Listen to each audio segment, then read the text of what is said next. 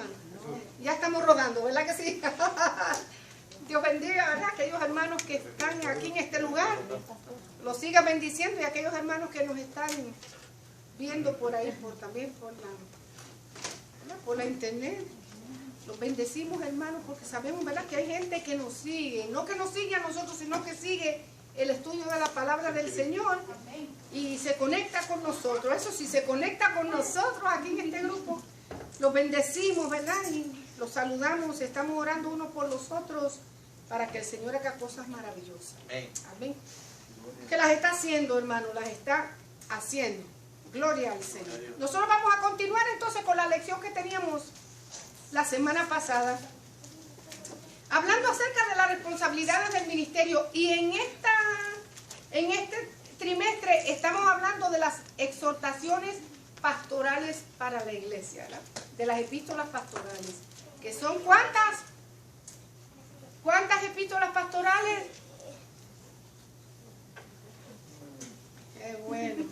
Qué bueno. ¿Cuántas son y cuáles son? Están haciendo quedar mal estos muchachos. Págame eso que me están haciendo quedar mal. 3 epístolas pastorales. Primera y segunda de Timoteo y la epístola de Tito. La escribió Pablo.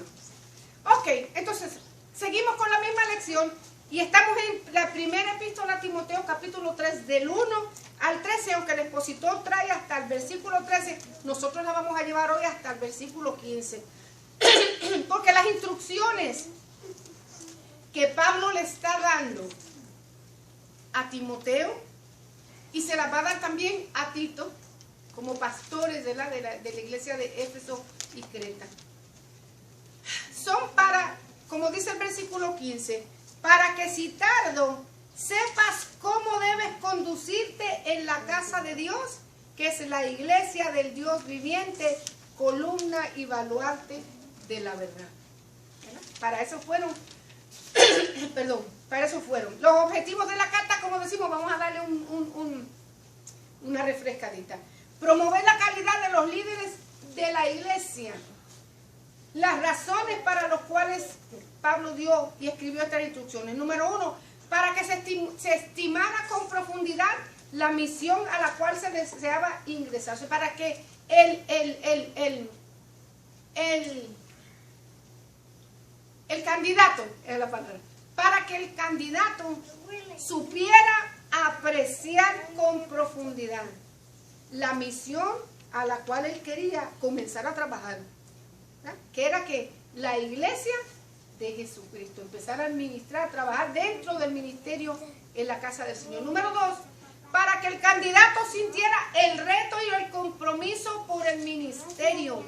Que esto no es como a veces nosotros decimos, ay, no, pues si no, yo voy a probar y si no me gusta lo dejo y digo, no. El que aspira a un obispado, dijo Pablo en el primer versículo, 1 Timoteo capítulo 3, buena cosa desea. Primero establecimos la semana pasada que el llamamiento tiene que venir de Dios. Tiene que venir del Señor. Yo puedo aspirar a tener un obispado, yo puedo aspirar a trabajar en la casa del Señor, yo puedo aspirar a hacer algún tipo de trabajo en la casa del Señor, pero cuando se trata del ministerio, eso lo da Dios. Tiene que estar aprobado por el Señor. Y no es que no quiero que me malinterpreten de que el trabajo que yo hago dentro de la casa del Señor, entonces Dios no lo aprueba. Y lo que yo hago dentro, no, hermano, si Dios aprueba todo lo que nosotros hagamos dentro de su casa, siempre lo hagamos para la gloria y la honra de su nombre. Pero hay lideratos dentro de la iglesia que Dios es quien los escoge. El Señor es el que los escoge. Dios llama y Dios los aprueba, ¿verdad? Y estos ministerios, yo entro en un ministerio sin la aprobación del Señor, estoy destinado mayormente a un fracaso. Porque tarde o temprano me voy a dar cuenta que es un reto y que no puedo con eso. No puedo con eso. ¿Ves? Pero Dios señala ministerios dentro de la casa del Señor.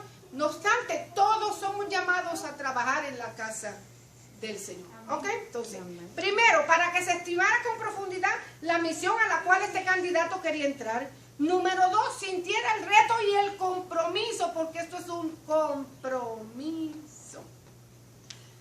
Hasta que el Señor diga, ¿verdad? Y número 3, para que comprendiera el líder que debía tener una calidad de vida que excediera a la dignidad y méritos de otros funcionarios públicos.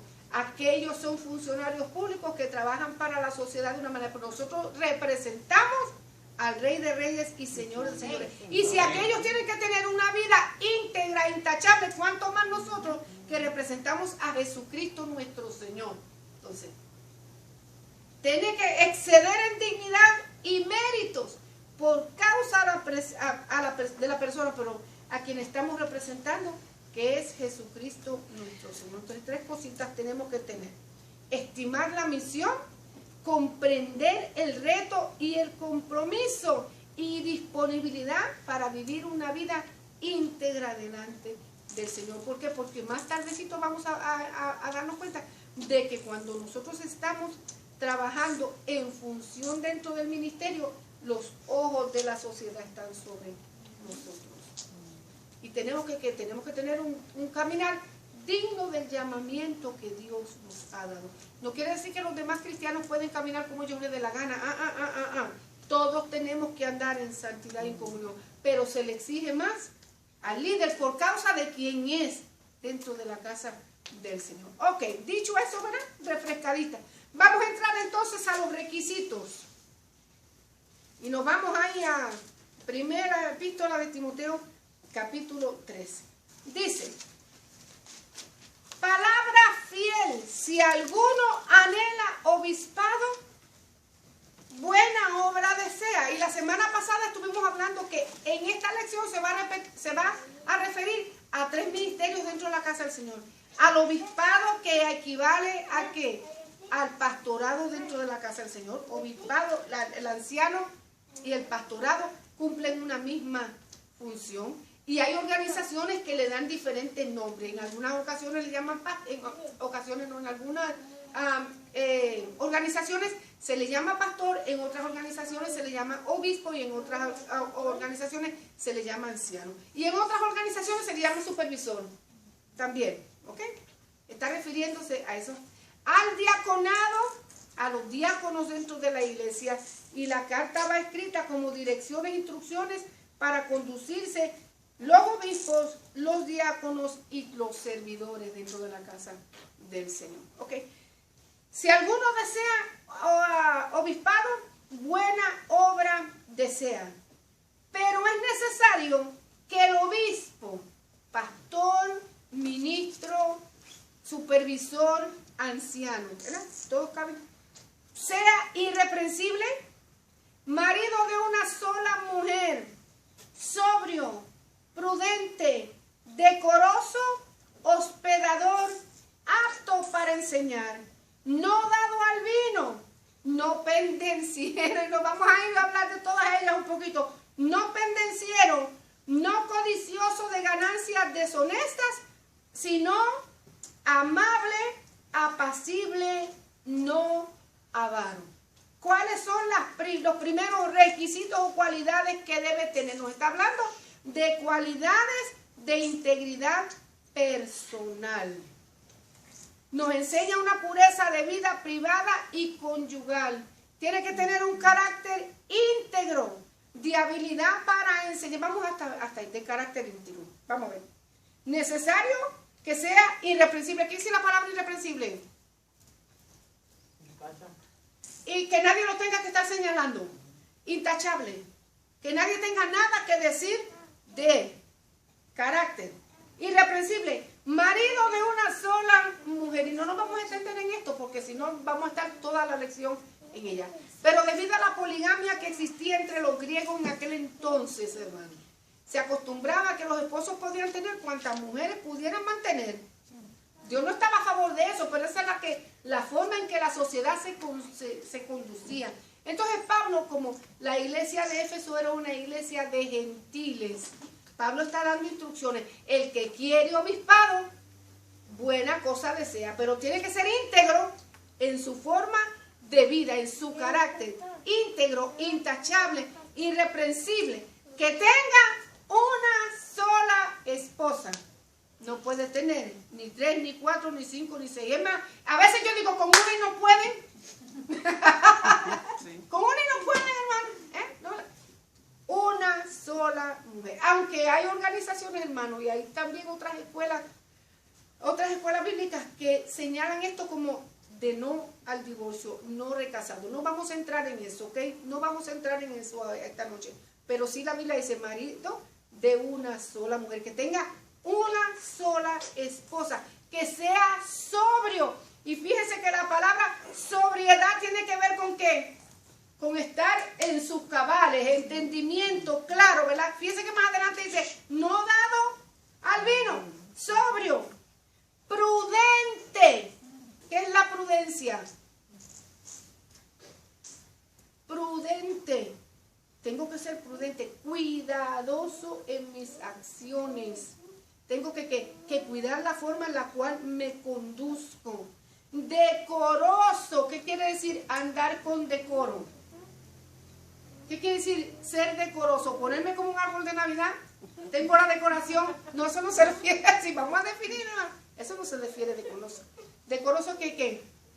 Andar con decoro, con cuidado hacia mi persona, en la forma que hablo, en la forma que me conduzco, en la forma en que me visto, en la forma en que me manifiesto, ¿verdad que sí? Pudor, decoro tiene que ver con qué? Con pudor, con cuidado, ¿verdad que sí? De la forma. O sea, quiere decir que el diácono no puede parecerse a Elvis Presley cuando se viste. Hay que tener cuidado, hermano, ¿verdad que sí? Tiene que para su persona, cuidarse, acordémonos que estamos representando al Señor Jesucristo. Tenemos que tener cuidado, pues, hermano, porque a veces yo he visto, hermano, unos fenómenos tremendos, ¿verdad que sí? Bueno, con decoro, hospedador, que esté dispuesto a ser hospitalario, ¿verdad que sí? Hospitalario. Si hay una necesidad, yo voy a ver de qué manera. Dice, estaban hablando del obispo, del líder dentro de la iglesia. Por eso Pablo le decía, te voy a poner todos estos requisitos para que lo pienses bien. Porque si anhelas estar al frente de la obra, porque Dios lo ha puesto en tu corazón o porque tú lo anhelas, todos estos requisitos tienen que estar pendientes. Porque mire, hermano, acuérdense que estaban viviendo y estamos viviendo, pero en aquel entonces, en una comunidad idólatra. Hasta lo sumo, hermano, idólatra. Que tenía los valores espirituales en un segundo o un tercer lugar. O sea, que a los griegos no le importaba mucho lo espiritual, a ellos les importaba que lo intelectual, lo espiritual lo tenían en un segundo plano. Decoroso, hospedador, apto para enseñar. ¿Por qué? Porque el líder o el pastor o el obispo o el ministro iba a enseñar y a preparar a otros laicos para el ministerio. Porque la Biblia, mira lo que dice ahí en 2 de Corintios, perdón, 2 de Timoteo, no estamos muy lejos. 2 de Timoteo, capítulo 2, verso 1. Estos versos se conocen como la sucesión apostólica. ¿Qué dice? Tú pues, 2 de Timoteo, capítulo 2, 1 y 2. Tú pues, hijo mío, esfuérzate en la gracia que es en Cristo Jesús. Y lo que has oído de mí ante muchos testigos, que dicen, esto encarga a hombres fieles que sean idóneos. ¿Para qué? Para enseñar también a otros. Que lo que nosotros hemos aprendido del Señor, porque esta era el oficio de los apóstoles, de los maestros, enseñar y preparar al laico para que cuando yo no esté, otro tome mi lugar. Porque nosotros no somos eternos en esta tierra, en este lugar tampoco. Entonces lo que hay que preparar. Yo tengo que ser apto para enseñar, porque lo que yo he aprendido, lo que yo he recibido, lo que glorifica al Señor, lo que va a edificar a la iglesia, lo voy a enseñar a otros. Acuérdense que la base está puesta por los apóstoles, pero nosotros, la iglesia, que vamos edificando. Y este ladrillo que yo pongo para que la hermana ponga el pie ahí encima y siga edificando, tiene que tener fundamento, porque si no, ¿qué? El edificio completo se va a ir al piso. Entonces yo tengo que el fundamento, en mi fundamento, seguir edificando, pero edificando de una manera que poderosa, firme, resistente, para que el que venga detrás edifique de la misma forma, hermano, y este edificio llegue y se eleve hasta que Jesucristo venga. El fundamento tiene que ser fundamento de santidad, de honestidad, de decoro, porque esos son los líderes que yo voy a formar. Acuérdense que los líderes del mañana son los que yo voy a formar, los que va a formar usted. La gente está mirando, tengo que ser apto para enseñar, aprender bien de Dios, aprender bien de mis líderes para yo poder aprender, enseñarle a otros, porque esto es una sucesión. El día que yo no estoy, Dios te va a poner aquí. Igual que con nuestros jóvenes, con nuestros niños, el fundamento espiritual y moral que nosotros debemos poner en nuestros hijos, va a durar hasta que ellos sean grandes. Cuando ellos tengan la edad, ellos sabrán cómo tomar sus decisiones. Ya nosotros no somos responsables, pero vamos a tener una conciencia limpia diciendo que yo lo enseñé y lo enseñé bien. Le di un buen fundamento en Cristo. Si no lo quiso seguir, es problema suyo, usted es responsable delante del Señor. ¿Estamos claros, verdad? Aptos para enseñar. No dado al vino. Miren, aquellos que les gusta empinar el codo, hermano. No dado al vino. ¿Por qué? ¿Por qué no dado al vino? A ver. Porque alguien que esté ebrio no sabe lo que anda haciendo. Alguien que esté ebrio no puede estar sobrio, no sabe lo que está haciendo. ¿Se acuerdan los hijos de sumo? ¿De quién era? Ah, sí, los de Eli, pero los de Eli no eran porque estaban borrachos, los del otro, ¿cómo eran? Ay, Dios mío, los hijos de Aarón. De Aarón se metieron adentro del tabernáculo borracho y ¿qué hicieron? Hicieron una locura, presentaron fuego extraño que Dios los mató. Dios permitió, hermano, que eso viniera. ¿Por qué? Porque había que corregir el mal. Fíjense que vaya conmigo en Proverbios capítulo 20. Y hay gente que dice, Dios lo hizo. ¿Cómo que Dios no lo hizo? Si ellos estaban violando los estatutos que Dios había dicho y Dios tenía que poner orden. Dios permitió que fuego saliera y los consumiera. Capítulo 20 de Proverbios, miren lo que dice ahí.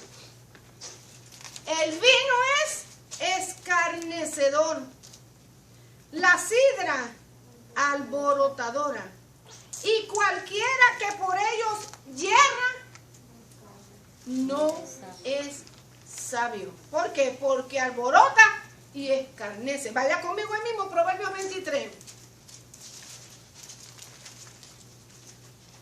¿Cuáles son las consecuencias del alcohol y de las bebidas embriagantes? Fíjense.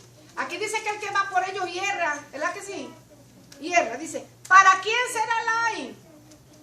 ¿Para quién el dolor? ¿Para quién la rencilla? Mira a ver si usted no está describiendo una persona que esté ebria y no tiene control de sí misma. ¿Para quién las quejas? ¿Para quién las heridas en balde? ¿Para quién lo amoratado de los ojos? Si no se los amorrata, si no se los pone negro porque se cae, busca otro que le dé un inquietazo, hermano, y se lo pone negro. Eso es así. El que se emborracha no tiene control. Pierde la noción, pierde el control. ¿Para quién? Para los que se detienen mucho en el vino. Para los que van buscando la mistura. No mires al vino cuando rojea, cuando resplandece su color en la copa, porque se entra suavemente, ¿más qué dice? Mas al fin como serpiente morderá y como áspis dará dolor. Tus ojos mirarán cosas extrañas y tu corazón hablará perversidad. No estamos mirando la figura de una persona ebria. Tus ojos mirarán cosas extrañas y tu corazón hablará perversidades. Será como el que yace en medio del mar o como el que está en la punta de un mastelero. ¿Usted ha estado alguna vez en un barco que va para aquí y va para allá y va para acá? Imagínese si está en la punta del mastelero, para aquí, para eso. Se refiere a los mareos y al desbalance que da el vino, fuera del control. Y dirás, me hirieron, mas no me dolió. Me azotaron, mas no lo sentí. Y cuando despertare, aún lo volveré a buscar. La figura de un borracho, hermano, le pueden dar una carga trancazo y al otro día no se da cuenta. ¿Qué me pasó? ¿Qué me pasó? ¿Qué te pasó? ¿Qué te pasó? ¿Verdad que sí? Es la figura, hermano, lamentablemente esa es la obra del maligno. En la vida de aquel que no tiene a Cristo, lo hace un guiñapo, el alcohol, y ahí no menciona la destrucción que puede haber en su cuerpo. El que ministra dentro de la casa del Señor tiene que ser sobrio, tiene que estar entendido, tiene que saber qué es lo que está haciendo, tiene que apartarse de aquellas cosas que el enemigo trae para destrucción a su vida y a su ministerio. No pendencieron. ¿Qué quiere decir eso? ¿Y qué pasó, hermana? ¿Usted vio? ¿Usted vio lo que pasó? Fíjese que yo me di cuenta de todo. ¿Verdad que sí? Estamos, hermano, informativo. No pendencieron. Estar averiguando qué fue lo que pasó para después subirse al púlpito y estarlo tirando desde allá. Tiene que haber orden. No pendencieron. No codicioso de ganancias deshonestas. ¿Cuántos ministerios se han perdido y cuántos ministerios se han arruinado por causa de qué? Del dinero, del amor a las ganancias deshonestas. ¿Cuánto, hermano? ¿Verdad que sí? Ganancias deshonestas. Si no, tiene que ser amable, apacible, tranquilo. ¿Verdad que sí? Amable, hermano. Que usted le pueda conversar, que usted se pueda sentir en confianza de acercarse a hablarle, hermano. Hay personas que usted no encuentra cómo hablarle porque nada más de mirarle el rostro que parece, hermano, usted le agarra miedo. El rebaño tiene que tener confianza con su pastor. El rebaño tiene que saber que su pastor está ahí para ayudarlo, para socorrerlo, que Dios lo puso ahí para orar por ellos, para interceder, para dar un consejo a tiempo, un consejo sano. Hay gente que no se atreve a hablar con sus pastores porque, óigame, todo es terrible. No, tiene que ver amable, apacible, no avaro. ¿Qué quiere decir no avaro? ¿No sea qué? Miserable. ¿Cómo que le dicen? Codo. Que no sea codo, ¿verdad? Que no sea codo. Que esté dispuesto a dejarse tocar, hermano. ¿Verdad? Porque hay gente que Dios lo toca, pero ellos no dejan que Dios bregue con ellos. Dios lo toca, pero no toca al otro, no. Hay que tener un corazón como el de Cristo, bondadoso. ¿Y cuántas cosas más le podemos ver? Añadir. ¿Qué gobierno? Ok. Estamos hablando de qué? De integridad personal. Y en su vida privada y su vida conyugal, un carácter íntegro. Vamos a hablar de una conducta intachable con relación a su vida familiar. Versículos 4 al 5. Que gobierne bien su casa, que tenga a sus hijos en sujeción con toda honestidad. Pues el que no sabe gobernar su propia casa, ¿cómo cuidará de la iglesia de Dios? Que sepa gobernar y sujetar. Estamos hablando de dos palabritas. Primero, que sepa administrar, porque gobernar tiene que ver con la administración. ¿Qué quiere decir gobernar? ¿Qué quiere decir administrar? Que sepa gobernar su casa, que sepa administrar su casa. Administrar tiene que ver con ¿qué?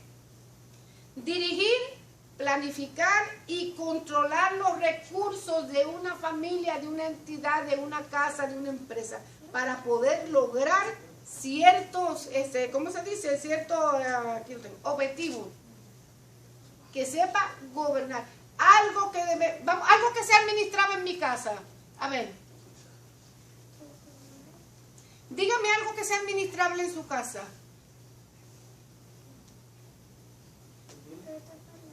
¿Los biles son administrables? ¿Los biles me están diciendo? Pues tiene que saber bien, bueno, tiene que empezar a administrar lo económico como para que no vayan a... La economía, ok, vamos a hablar de la economía. Si vamos a hablar de saber administrar los biles, te voy a ayudar un poquito en eso, ¿verdad? Si yo tengo, cuidar mis recursos, la electricidad, por ejemplo, ¿verdad que sí? Dentro de la casa tenemos todas las luces encendidas y nadie las está usando. Todas las luces encendidas, nadie las está usando. ¿De qué manera yo voy a administrar los biles? Apagando las luces que no son necesarias ni menester que estén prendidas, para que cuando venga el bill, mi economía que esté bien administrada. ¿Verdad que sí? Yo tenía una amiga que allá en su país botaba agua como loco. Para una taza botaba 5 galones de agua, lavando una taza. Cuando llegó a Estados Unidos empezó con lo mismo hasta que le llegó el primer bill. Puso el grito en el cielo. Aquí tiene que pagarla. Allá no se paga, pero aquí sí. Entonces, la experiencia la enseñó a qué? administrar una tacita de agua, enjuágala con otra tacita. Enjuágala con otra tacita. ¿Me explico? Entonces, cosas administrables, mis finanzas. Tengo que tener control de mis finanzas. Yo tengo que vivir de acuerdo a qué, al dinero que me entra. O sea, vamos a ver, nosotros tenemos que hacer un budget, como se dice en inglés, ¿verdad que sí? Lo que yo gano, lo que necesito y lo que puedo guardar. Pero hay gente que gasta más de lo que tiene. Y para poder compensar la falta de esto, tengo que sacar de aquí. O le corto a la luz, o le corto al agua, o le corto a la comida, para yo poder, ¿qué? Resolver otras situaciones. O sea, somos administradores. Dice la Biblia que tienen que saber administrar, dirigir, planificar y controlar los recursos que yo tengo para poder lograr objetivos. Tiene que saber gobernar su casa en toda la extensión de la palabra. Que tenga a sus hijos en sujeción. La palabra sujeción tiene que ver con ¿qué? Con disciplina. Con disciplina. Sé mantener a mis hijos en disciplina. Disciplinar quiere decir instruir, enseñar y dirigir a alguien en su propia profesión. Hermano, usted está como loro y me está interrumpiendo la clase. Él tiene ganas de hablar hoy. Él vino dispuesto a conversar. Eso mismo, hermano. ¿Vio? Dice, saber gobernar su casa y saber tener a sus hijos en sujeción. ¿Por qué sus hijos en sujeción? ¿Por qué a los hijos? ¿Por qué hay que saber tener a nuestros hijos en sujeción? Porque ellos reflejan lo que somos nosotros en la casa. Porque ellos reflejan lo que somos nosotros en nuestra casa. Y cuando hablamos de sujeción, no es que los vamos a tener, usted sabe, agarrados por el cuello, como hay algunos padres que quieren tener a sus hijos agarrados en el cuello, no les enseñan a buscar a Dios y cuando ya ellos tienen su edad se van y no quieren volver más a la casa del Señor. Sino que con mi ejemplo, yo pueda ¿qué? Enseñarle a mis hijos lo que es la búsqueda del Señor. ¿Qué le pasó a Elí? ¿Cuál fue el problema de Elí? Confió, bajó la guardia, los dejó hacer lo que ellos querían. Lo que ellos quisieron, se confió, bajó la guardia, los dejó hacer lo que ellos quisieron, a tal punto que solamente lo regañaban. Nene, no hagas eso. Dios lo llamó a cuenta y le dijo, tienes que poner tu casa en sujeción, porque los hijos de Elí hacían cosas feas dentro de la casa del Señor. Y Elí lo sabía. Dice que cuando venía la gente a presentar las ofrendas, iban ahí y le peleaban a la gente, metían el garabato dentro de la olla, sacaban lo mejor para ellos. Y no esperaban que la gente presentara sus ofrendas delante del Señor.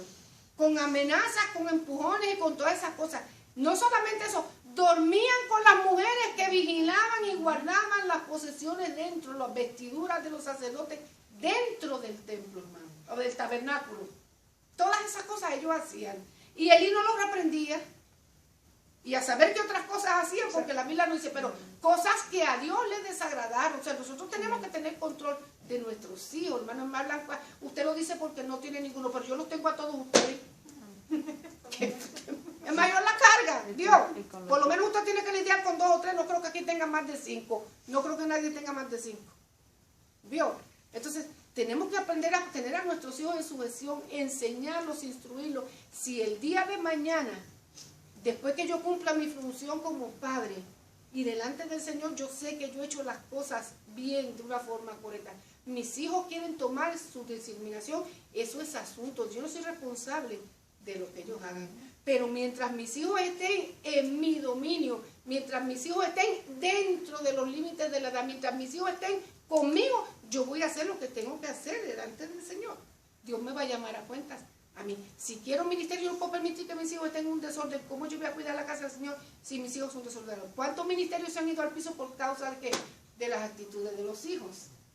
Padres que no pueden ministrar, ¿por qué? Porque sus hijos no lo respaldan. Como también hay que decir que hay hijos que saben honrar el ministerio de sus padres. Y como han sabido ministrar el ministerio de sus padres, la labor de sus padres dentro de la casa del Señor, Dios los ha bendecido y que los ha prosperado y han pasado. Yo conozco ministerios que pasan de generación en generación. Porque esos hijos han sabido ¿qué? Honrar a sus padres dentro de la casa del Señor. Generaciones de pastores. El bisabuelo fue pastor, el abuelo fue pastor, el padre fue pastor, el tatarabuelo fue pastor, el hijo pastor, el nieto pastor, y el bisnieto pastor. O sea que Dios los ha honrado. Dice que el que no sabe gobernar su propia casa, ¿cómo cuidará la iglesia del Señor? El liderato está condicionado a personas que han demostrado capacidades administrativas y disciplinarias y las han puesto en práctica en su vida diaria. Ya hablamos de ley. El candidato o aspirante al ministerio debe ser un padre responsable y cumplir con los deberes de la paternidad. Tampoco podemos poner a ministrar en la casa del Señor una persona que quiera educar la casa del Señor, pero es irresponsable en su casa. Que no supla para sus hijos, que no cumpla sus deberes como padre, que no enseñe, que no eduque, que no provea, que no trabaje, que tenga a la mujer trabajando, porque no se dispara un chícharo. Tiene que saber gobernar su casa primero, para entonces poder gobernar la iglesia del Señor. ¿Yo? Importante. Que no sea un neófito, no sea que envaneciéndose caiga en la condenación del diablo. También es necesario que tenga buen testimonio de los de afuera para que no caiga en descrédito y en lazo del diablo. ¿Qué quiere decir eso? Un neófito, no sea un neófito, un aprendiz. ¿Por qué? Porque el ministro tiene que ser una persona que tenga conocimiento de la palabra y que tenga madurez. Porque cualquiera puede venir a hacer preguntas o a decir algo diferente y tiene que estar listo, me imagino, para... Tiene que estar apto para enseñar, tiene que estar preparado, porque se puede envanecer, y cuando una persona se envanece, comienza a hablar cosas que no están en la palabra escrita, y cuando no están escritas en la palabra, caemos en descrédito, y eso es lo que quiere, que tenga buen testimonio de los de afuera, para que no caiga en descrédito y en lazo del diablo. La opinión pública, yo puse algo aquí, me gustó mucho. Dice, la opinión pública alrededor del líder es importante. Nadie puede ser indiferente hacia la reputación que tenga en su comunidad.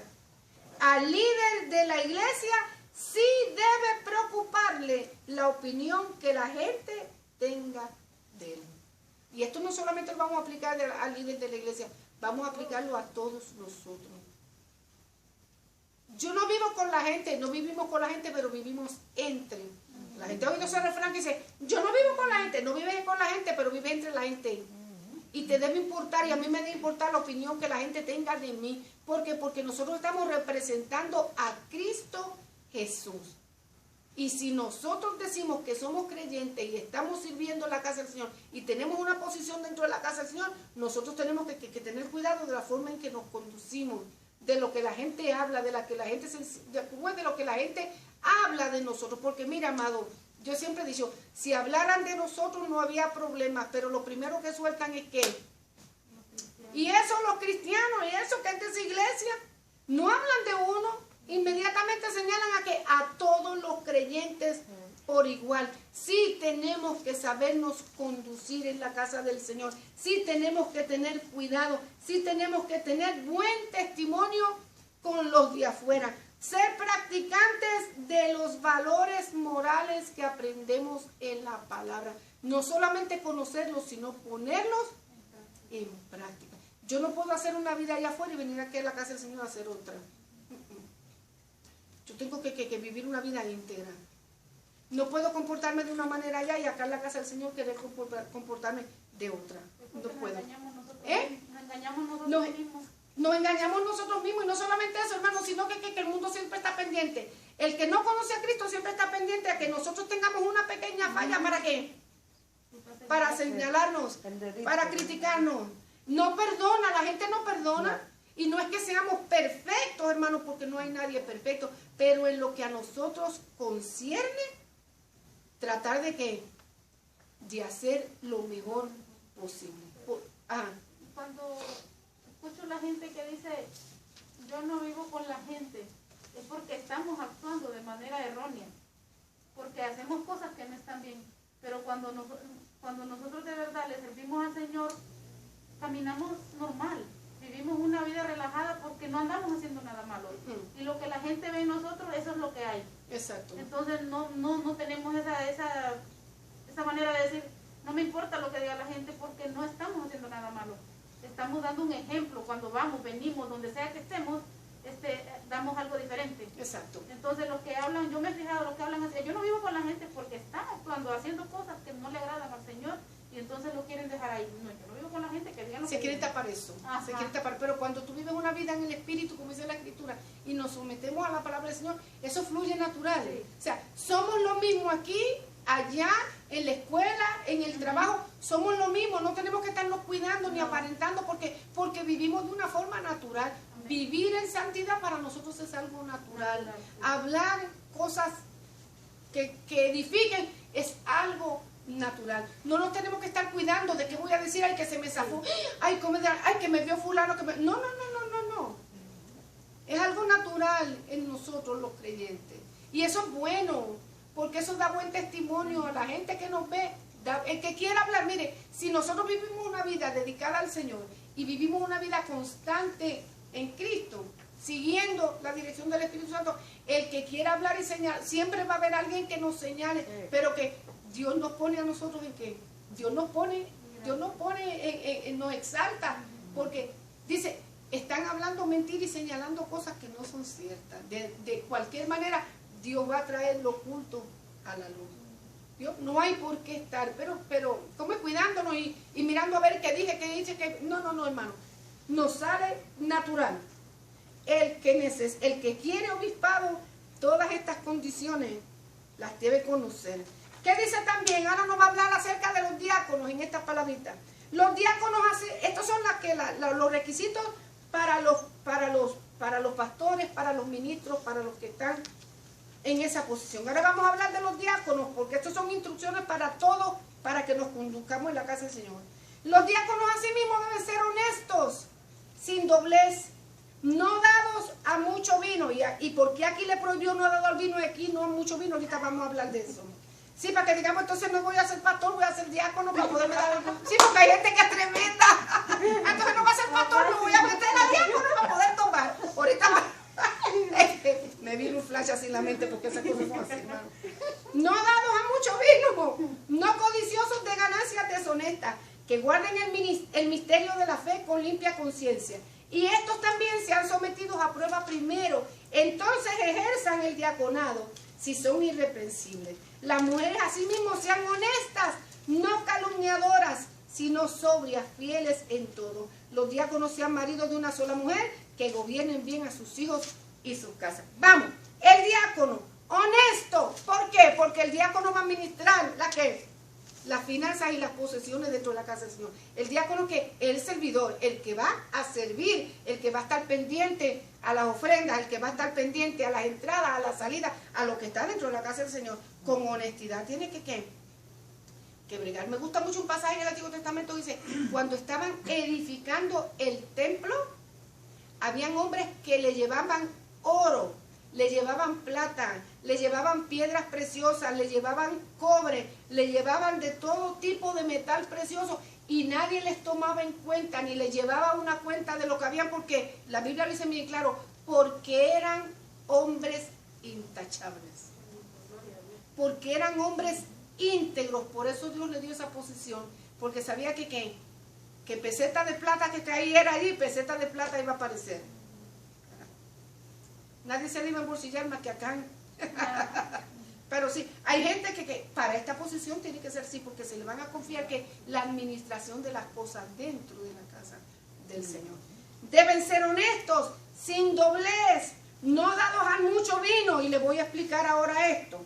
No dados a mucho vino, porque el vino se usaba como una medicina para las personas que tenían problemas estomacales. El mismo Timoteo, Pablo le recomendó que por causa de tu estómago y del padecimiento que tú tienes, tómate un poco de vino. Se usaba el vino como era, pero imagínense, no era que se iba a inclinar la botella, tengo un dolor estomacal, búscame la botella. Estoy grave. Estoy grave, dame, no, pero para que se me cure, búscame otra. No era así. No era así, sí, porque la gente a veces dice, pues como no puede tomar, déjame el vino. Al diácono sí se le permite, no. Se usaba el vino como una forma medicinal. Y no solamente tomado, se echaba también en las heridas y se ponía aceite para sanar. O sea que no solamente era tomado. En ningún lugar de la Biblia vamos a encontrar, porque ya nosotros leímos en Proverbios que no mires al vino cuando rojea, porque hay consecuencias cuando la gente se emborracha. Las hay, hermano, las hay. No dados al mucho vino, no codiciosos de ganancias deshonestas, que guarden el misterio de la fe con limpia conciencia. Requisitos diáconos, tenían que tener buen testimonio, una conducta intachable. Y fíjense que los diáconos tenían que estar expuestos al escrutinio primero. No se podían poner diáconos así porque sí, había que probarlos primero. Los voy a poner a prueba. Y si dan, como decimos nosotros, si dan pie con el asunto y tienen y cumplen con los requisitos que se establecen para ellos, entonces se podían recibir al diaconado completo. ¿Eh? Por eso que dentro de la casa del Señor uno observa y ora. Y uno ve cualidades en la gente. Dios pone en los ministros la visión para ver cualidades. Yo estoy preparando líderes porque yo sé que aquel sirve para esto. El Señor, aquel, sácalo para acá. Allá, sepáralo para el otro. Y Dios da visión al líder para ver en qué lugar del cuerpo de Jesucristo Dios lo está acomodando. El mismo Espíritu lo lleva a desarrollar esa función, ¿verdad? Primero sean sometidos a prueba primero y después ejerzan el diaconado. ¿Qué dice? Si son irreprensibles. Tenían que tener una calidad de vida pública y privada excelente, porque a ellos se le iba a confiar el ministerio de la administración en la casa del Señor. Conciencia limpia, cuando habla de conciencia limpia, no nos está hablando de un mero examen de conocimiento teológico, sino de una vida práctica, de la palabra práctica, diariamente. Porque una cosa es conocer la palabra y otra cosa es ¿qué? Ponerla por obra. Y Pablo dijo que no eran los que no eran los hacedores, como no eran los conocedores de la palabra, sino los hacedores de la palabra delante del Señor. Una cosa es yo tener una teología. El mundo está lleno de teólogos que no son creyentes y conocen la Biblia y no son creyentes. Esto es cuestión de conocer y poner en práctica diariamente lo que yo aprendo de la palabra, con una conciencia limpia. Las diaconisas también tenían que ser honestas, no calumniadoras, sino sobrias y fieles en todo. Mujeres que cuando se les confíe un secreto, lo lleven hasta la tumba. Oren al Señor, lo guarden en su corazón, me ayuden a orar y guarden ese secreto que se les confió. Mujeres sobrias, que tengan una vida intachable, que tengan una conducta irreverente, porque mucha gente está herida dentro de la casa del Señor a veces, porque le confié a mi hermano un secreto y mi pecho es un baúl, pero mi lengua es una campana. Cuando vine a ver, todo el mundo se enteró de qué fue. Loca por llegar a la casa para hablar el teléfono y contarle a todo el mundo lo que escuché. Por eso que dentro de la casa del Señor los diáconos y las diaconisas tienen que ser escogidas por el Espíritu Santo para que sepan llevar esa posición con honor y gloria. Porque hay cosas que la iglesia del Señor nos confía, hermano. Y eso va para nosotros también. Nos confía y nosotros tenemos que ser ¿qué? Reverentes en eso que nosotros estamos recibiendo. Mujeres usadas, la Biblia habla de mujeres diaconisas de Febe, se le confiaron cartas para que las llevaran a las otras iglesias, para que ministraran, para que trabajaran, hermano, y edificaran también toda la casa del Señor, porque nosotras las mujeres también edificamos en la casa del Señor. Aunque hay muchas organizaciones que no creen en el ministerio de la mujer, pero la Biblia enseña que nosotras también hemos sido llamadas para honrar al Señor. Los diáconos también sean maridos de una sola mujer, que gobiernen bien sus hijos y sus casas, porque los que ejerzan bien el diaconado ganan para sí un grado honroso y mucha confianza en la fe que es en Cristo Jesús. Los que ejerzan bien el llamado al diaconado es a expulsar la mediocridad. Lo que se hace bien, yo lo puse por ahí, lo que se hace bien merece reconocerse y ser recompensado de alguna manera. Se recompensa aquí en la tierra y se recompensa en el cielo también. La honra tiene relación con la opinión que los que nos observan tienen de nosotros. Gano honra, no estoy ganando méritos delante del Señor, porque al fin y al cabo yo estoy haciendo un trabajo que Dios me dio para hacer. Pero gano honra ¿con quién? Con los que me miran alrededor. Me respetan, me aman, me tienen en grande estima, miran mi porte reverente, tanto los diáconos como las diaconisas, como los servidores, como los ministros. Y eso es ganar honra, hermano. Que mi vecino que no le sirve al Señor venga y me diga, haz una oración por mí. Yo sé que Dios te oye. A mí me ha pasado. Yo tenía un compañero que era panameño, y cuando tenía problemas venía donde mí. Ora por mí porque yo sé que tú tienes influencia allá arriba. Es una manera de expresarse. Yo sé que tú tienes influencia allá arriba. Dios, entonces, es bonito, hermano, que la gente mire a uno y lo mire con respeto y sepa que uno es un siervo del Señor.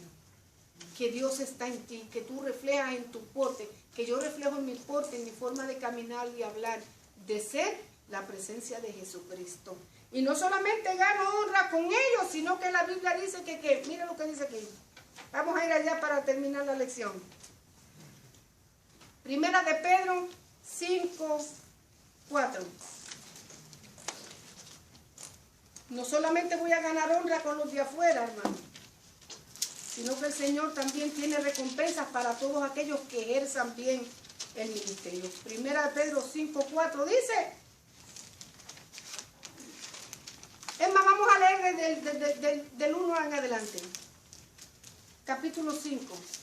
Ruego a los ancianos que están entre vosotros, yo anciano también con ellos y testigo de los padecimientos de Cristo, que soy también participante de la gloria que será revelada, apacentar la grey de Dios que está entre vosotros, cuidando de ella, no por fuerza, sino como voluntariamente, no por ganancia deshonesta, sino como con ánimo pronto, no como teniendo señorío de los que están a vuestro cuidado, sino siendo ejemplos de la grey.